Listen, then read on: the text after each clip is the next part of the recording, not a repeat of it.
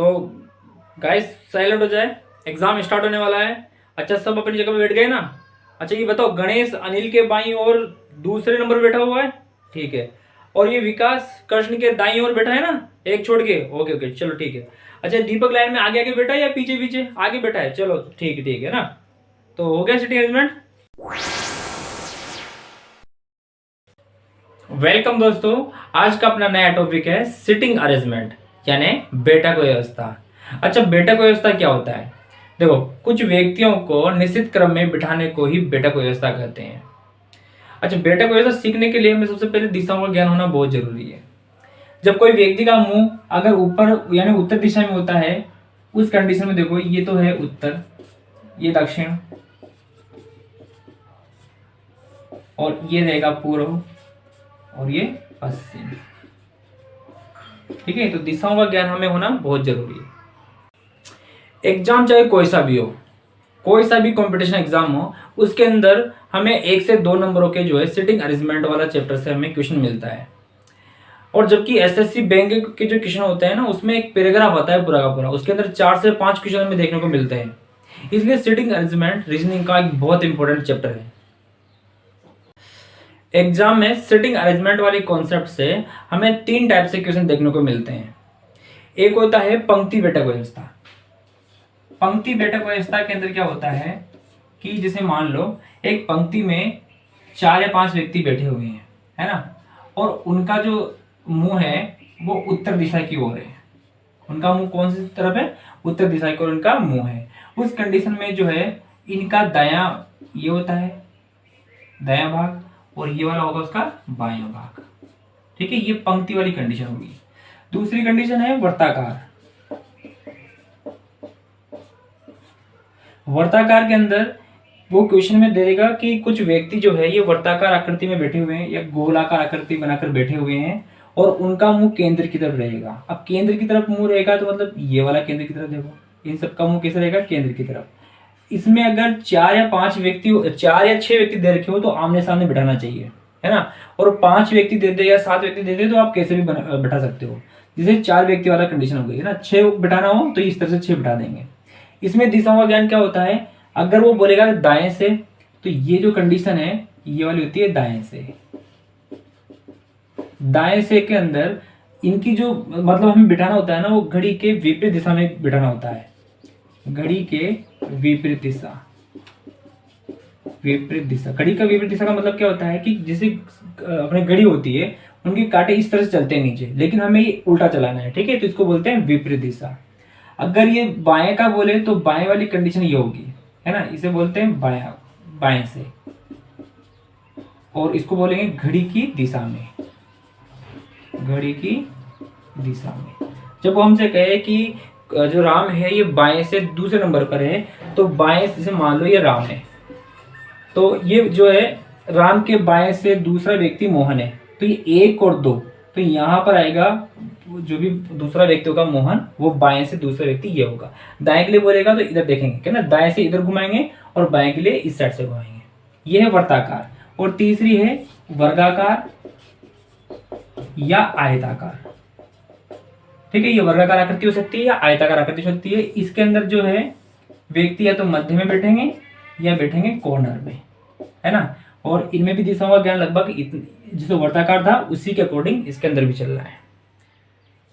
Setting arrangement वाले chapter में 2 चीज बहुत इंपॉर्टेंट होती है। एक होता है जो शब्द, तो ये जो शब्द जो है ना ये बहुत इंपॉर्टेंट है।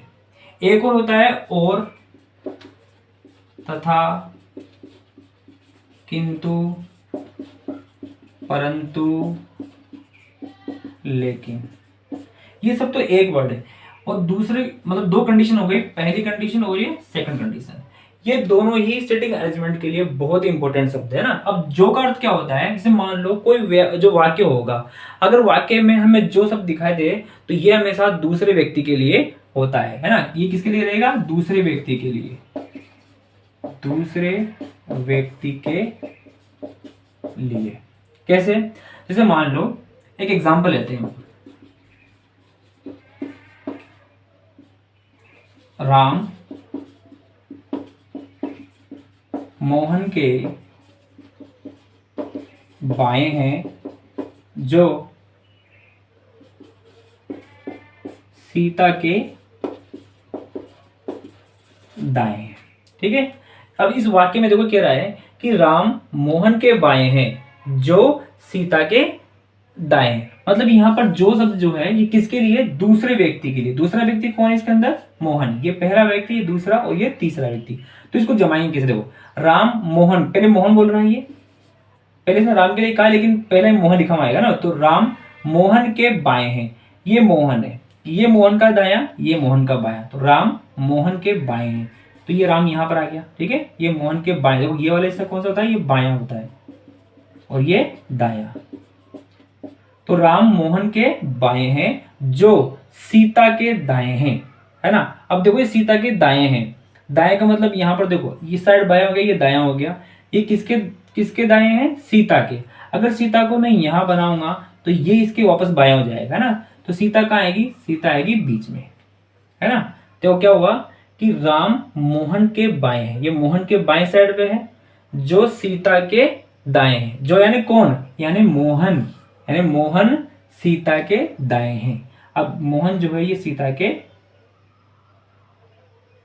मोहन सीता के दाएं से है ना। ये देखो ये इसका कौन सा हिस्सा है, ये दायां वाला हिस्सा है। ठीक है, इसी प्रकार दूसरा है और, तथा, किंतु, परंतु, लेकिन। अब ये शब्द जो है ये किस कौन से व्यक्ति के लिए होता है, ये होता है पहले व्यक्ति के लिए, पहले व्यक्ति के लिए। ठीक है, कैसे, पहला व्यक्ति जैसे कौन, जैसे एग्जांपल यहां पर भी ले रहे हैं हम, यही एग्जांपल ले लेते हैं कि राम मोहन के बाएं हैं लेकिन। लेकिन यहाँ लेकिन आए, और आए, किंतु आए, परंतु आए, कुछ भी हो सकता है ना। और भी आ सकता है यहाँ पर, इसकी जगह पर और भी हो सकता है। और सीता के दाएं हैं। ठीक है, तो इसको देखो कैसे बनाएंगे कि यहाँ पर सबसे पहले देखो राम मोहन के लिए बोल रहा है, तो पहले तो ये मोहन आ गया और मोहन के बाएं साइड में, ये बाएं साइड में कौन है, राम है। फिर कह रहा है राम मोहन के बाएं हैं लेकिन सीता के दाएं हैं। राम इसके तो बाएं हैं लेकिन ये क्या है, इस सीता के दाएं हैं। अब सीता को मैं कहाँ बना करूं, मान लो सीता को यहाँ बनाऊंगा तो ये वाला हिस्सा कौन सा हो गया, बायां हो गया, है ना। तो सीता को मैं कहाँ बनाऊंगा, यहाँ पर। अब ये सीता के क्या हो गया, देखो दाएं हो गया ना, सीता के दाएं वाले हिस्से पे। तो ये जो इधर का हिस्सा होता है ये कौन सा होता है, दायां। इधर का कौन सा होता है, बायां। तो देखो कंडीशन बन गई कि राम मोहन के बाएं हैं। ये राम इस मोहन के तो बाएं हैं, ये इस साइड में तो बायां है ना। तो ये राम मोहन के तो बायां हो गया लेकिन सीता के दाएं हैं, यानी वही राम जो है, क्योंकि पहले व्यक्ति के लिए बोल रहा है ये। यहाँ पर और, तथा, किंतु, परंतु, लेकिन किसके लिए, पहले व्यक्ति के लिए। पहला व्यक्ति कौन है, राम। तो राम मोहन के तो बाएं हो गया और सीता के दाएं हैं। सीता यहाँ पर है तो सीता का दाएं हिस्सा ये होगा, सीता के दाएं हो जाएगा। ठीक है, तो ये दोनों चीज बहुत ही इंपॉर्टेंट है। तो सीटिंग अरेंजमेंट का बेसिक कॉन्सेप्ट हमने क्लियर कर लिया है। अब इसके बाद कुछ क्वेश्चन करते हैं जो एग्जाम में अक्सर आते हैं, है ना। उनमें से एक क्वेश्चन दे रखा है कि ए, पी, आर, एक्स, एस और जेड जो है ये एक पंक्ति में बैठे हुए हैं ना। एक पंक्ति, ये सीधी पंक्ति, उनमें 6 व्यक्ति बैठे हुए हैं। उसमें एस तथा जेड बीच में है और ए, पी जो है दोनों सिरों पर है। आर ए के बाईं ओर बैठा है, तो बताना है आपको कि पी के दाईं ओर कौन बैठा है। ऑप्शन दे रखे हैं ए, एक्स, एस और जेड, इनमें से कोई ऑप्शन होगा। ठीक है, तो सबसे पहले इसने कहा है कि ये पंक्ति में बैठे हुए हैं और 6 व्यक्ति है। तो आप क्या करोगे कि पंक्ति बना दोगे और इसमें 6 व्यक्ति के लिए 6 लाइन बना देंगे ना, 3, 4, 5 और ये 6 व्यक्ति हो गए। ठीक है, दिशाओं का पता होना चाहिए। ये जो है ये दायां हिस्सा है यानी दायां भाग है और ये वाला बायां भाग। ठीक है, अब देखो इसकी जो पहली लाइन इसने कहा है कि इनमें एस और जेड जो है ये बीच में बैठे हुए हैं। तो एस और जेड को हमने बीच में बिठा दिया। ये जरूरी नहीं कि एस यहाँ हो और जेड यहाँ हो, ये उल्टे भी हो सकते हैं ना, लेकिन अभी हमने एस और जेड को बिठा दिया है। आगे कह रहा है कि ए तथा पी सिरों पर बैठे हुए हैं। ए और पी सिरों पर बैठे हुए हैं। सिरे, ये दोनों सिरे हैं। ये मैंने ए लिख दिया, यहाँ पे लिख दिया पी, लेकिन ये भी फिक्स नहीं है अभी तक, है ना। इसने ये नहीं कहा कि ये दाएं सिरे पे बैठा है या बाएं सिरे पे बैठा है ना। तो ए और पी मैंने लिख दिया, ये चेंज भी हो सकते हैं। आगे आर ए के बाईं ओर बैठा है। देखो अब यहां से ध्यान देना है, आर जो है ए के बाईं ओर। अब ये ए मैंने यहाँ लिखा है तो उसका बाएं ये होगा, जब तुमने कुछ बनाया नहीं है ना, इसलिए क्या करेंगे, इसको तो हम पी बना देंगे, इसको ए लिख देते हैं। अब देखो, अब इसने ये कहा था कि आर ए के बाईं ओर है, अब ये ए है, ये ए का दाया और ये ए का बाया, तो इसने आर के लिए बोला तो आर हमने यहाँ बिठा दिया। तो इसने क्या पूछा, तब पी के दाईं ओर कौन होगा। अब पी कहाँ पर है, ये पी दे रखा है, पी का ये बाया है और ये वाला दाया है, तो पी के दाईं ओर कौन होगा। अब ये जो भी बच रहा होगा इसमें कौन बच रहा है, इसके अंदर एक एक्स बच रहा है ना, तो ये कौन हो जाएगा, एक्स जो है इनके दाईं ओर हो जाएगा, है ना। और अपना ऑप्शन में दे रखा है ए एक्स एस जेड में से एक्स अपना राइट होगा, बी जो है अपना ये राइट ऑप्शन है एक्स, ठीक है। अगला क्वेश्चन ले रहे हैं और ये क्वेश्चन है कि चार मित्र जो है ये वर्गाकार बैठकर ताश खेल रहे हैं। एक वर्गाकार गोला इन्होंने बना रखा है वर्ग के आकार का, है ना, जैसे इस तरह से बैठे हुए हैं ये, और ये चार व्यक्ति है, ठीक है। तो चार मित्र वर्गाकार बैठकर ताश खेल रहे हैं। राम के दाएं शंकर बैठा हुआ है। देखो राम के दाएं शंकर बैठा हुआ है, तो राम को मैं कहीं भी बिठा दूंगा पहले। अब राम के दाएं बिठाना है शंकर को। अब देखो वर्ताकार करने से मैंने बताया कि दाएं साइड कौन सा है, बायां साइड कौन सा है, मैंने आपको बताया था। दाएं का मतलब होता है विपरीत दिशा, घड़ी के विपरीत, यानी ये हो गया दायां भाग और ये हो जाएगा बायां वाला भाग, ठीक है। तो इसने ये बोला है कि राम के दाएं शंकर बैठा हुआ है, तो ये राम है, तो राम के दाएं कौन बैठा हुआ है, शंकर को हमने यहाँ पे बैठा दिया। और अरविंद के बाईं तरफ गोपाल बैठा हुआ है। अब अरविंद के बाईं तरफ गोपाल, तो पहले अरविंद को बिठाना पड़ेगा, उसका बायां हिस्सा खाली होना चाहिए अरविंद। अब देखो बायां ये बनेगा, तो अरविंद को मैं यहाँ बिठाऊंगा, तो अरविंद का जो बाएं साइड है इस पर कौन बैठा हुआ है, गोपाल यहाँ पर बैठा हुआ है।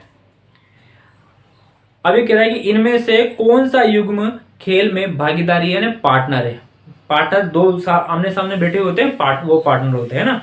तो राम अरविंद है क्या, देखो इसने ऑप्शन दिया है राम और अरविंद, तो राम और अरविंद, तो ये आमने सामने नहीं बैठे हैं, तो ये पार्टनर नहीं है। दूसरा गोपाल शंकर, तो ये गोपाल शंकर, ये भी पार्टनर नहीं है।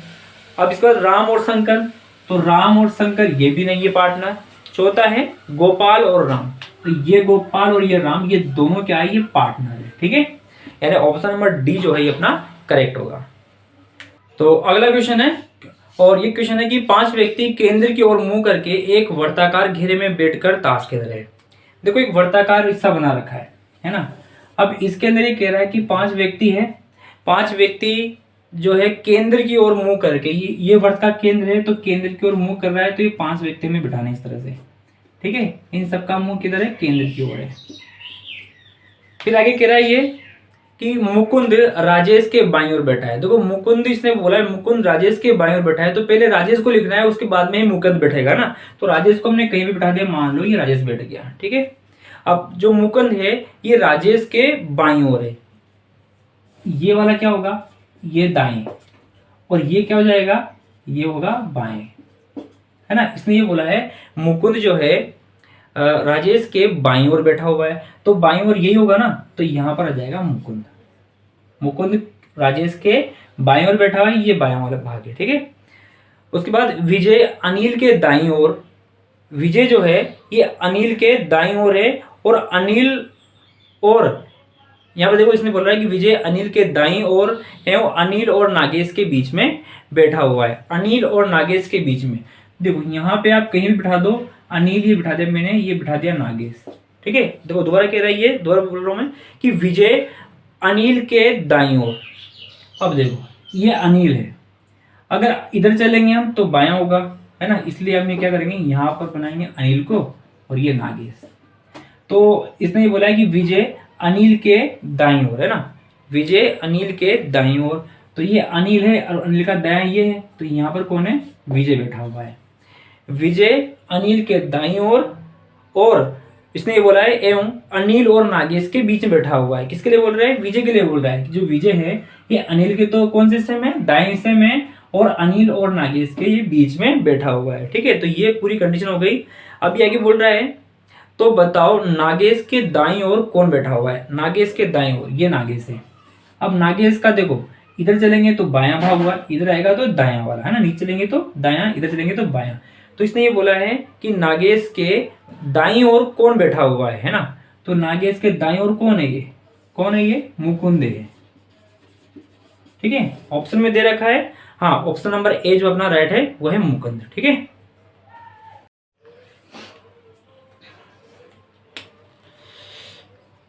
तो देखो अगला क्वेश्चन है, और ये क्वेश्चन कह रहा है कि 8 मित्र है PQRS TUV और W एक वर्ताकार मेज के चारों ओर केंद्र की ओर मुंह करके बैठे हुए हैं, है ना। तो देखो एक वर्ताकार मेज है और ये सब केंद्र की ओर मुंह करके बैठे हुए 8 मित्र है, 2 ये 2 4 ये 2 6 और 2 हो गए 8। इन सबका मुंह किधर है, केंद्र की ओर इनका मुंह है, ठीक है। अब देखो ये आगे कह रहा है, इसने कहा है कि V तथा S के बीच में Q बैठा हुआ है। जो Q है ये V और S के बीच में बैठा हुआ है, तथा P के अभी कह रहा है कि W Q के बाएं ओर तीसरे स्थान पर है। W जो है ये Q के बाएं ओर, तो ये वाला दायां भाग होगा, ये दायां चलेंगे इधर है ना, और इधर से चलेंगे ये बायां। तो इसने कहा है कि W जो है ये Q के बाएं ओर तीसरा, तो ये बायां ओर है, तो पहला दूसरा और तीसरा यहाँ पर W है ना। तथा P के दाएं ओर दूसरे स्थान पर है, यानी ये P के दाएं है। अब P दूसरे स्थान पर है, मतलब ये पहला और दूसरा यहाँ P बनेगा, तो ये P का दायां चलेंगे ना इधर, तो दायां चलेंगे तो पहला और दूसरे नंबर पर है ना। इसने ये कहा था कि W जो है ये Q के तो बाएं ओर से तीसरा है और P के दाएं ओर से दूसरे नंबर पर है, ठीक है। फिर आगे कह रहा है ये P तथा V के बीच में R बैठा हुआ है। अब देखो P और V के बीच में कौन बैठा हुआ है, R बैठा हुआ है ना। फिर आगे कह रहा है ये Q तथा T एक दूसरे के आमने सामने नहीं बैठे। Q और T, देखो Q बैठा हुआ है तो T इसके सामने नहीं बैठेगा, तो T को यहाँ बैठा दो, ठीक है। ये लगभग सब हो गए। अब देखो देखते हैं, P हो गया, P Q R S T, यहाँ U रखे तो U यहाँ पे जाएगा, U V और W, ये 8 मित्र यहाँ पर बैठ गए हैं ना। तो चलो क्वेश्चन पढ़ते हैं। अगला क्वेश्चन, इसमें क्वेश्चन दे रखा है कि निम्न में कौन सा कथन सत्य है। अब देखो इसमें 4 ऑप्शन दे रखे हैं। पहला है S तथा P एक दूसरे के आमने सामने है। S और P आमने सामने है क्या, ये S और P देखो बिल्कुल सामने आमने सामने है ना, यानी अपना A तो राइट है, ठीक है। अगला B बोल रहा है, ये B में इसने बोला है कि V तथा Q एक दूसरे के आमने सामने नहीं है, V और Q, तो ये V और Q है, ये आमने सामने नहीं है तो पास पास में है ना, तो B भी अपना क्या है, राइट होगा। C ऑप्शन है R और T एक दूसरे के आमने सामने है, RT, तो ये T है तो इसके सामने कौन है, R है, यानी C भी अपना क्या है, राइट होगा। और D दे रखा है उपरोक्त कथन है वो सत्य है, उपरोक्त सभी कथन सत्य हैं, तो सही है बिल्कुल है ना।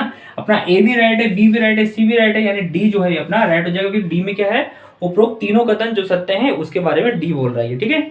तो ये है अपना पहला क्वेश्चन। अब दूसरा क्वेश्चन कह रहा है ये इसके अंदर अगला क्वेश्चन है कि एस के बाएं और तीसरे स्थान पर कौन है, एस के बाएं और तीसरा, सेकंड क्वेश्चन है इसका, ये पहला था ना, एस के बाएं और तीसरा व्यक्ति। अब देखो एस कहां पर, ये रहा, बाएं चलेंगे इधर चलेंगे ना, तीसरे नंबर देखो पहला, ये दूसरा और ये तीसरा, तीसरे नंबर कौन है, यू है, तो अपना आंसर यू होगा। अब यू कौन से ऑप्शन में है, ऑप्शन नंबर ए में दे रखा है, यू जो है अपना करेक्ट आंसर होगा, ठीक है। तो दोस्तों ये था अपना सीटिंग अरेंजमेंट यानी बैठक व्यवस्था का पूरा कॉन्सेप्ट, जिसके अंदर हमने बेसिक भी समझा है और कुछ सवाल भी किए हैं। तो दोस्तों अगर आपको ये वीडियो अच्छा लगा है तो प्लीज़ को लाइक करना, अपने दोस्तों को शेयर करना, ताकि वो भी ये चीज़ समझ सके, सीख सके, और अगर हमारे चैनल पर नए हो तो इसको सब्सक्राइब भी जरूर करना।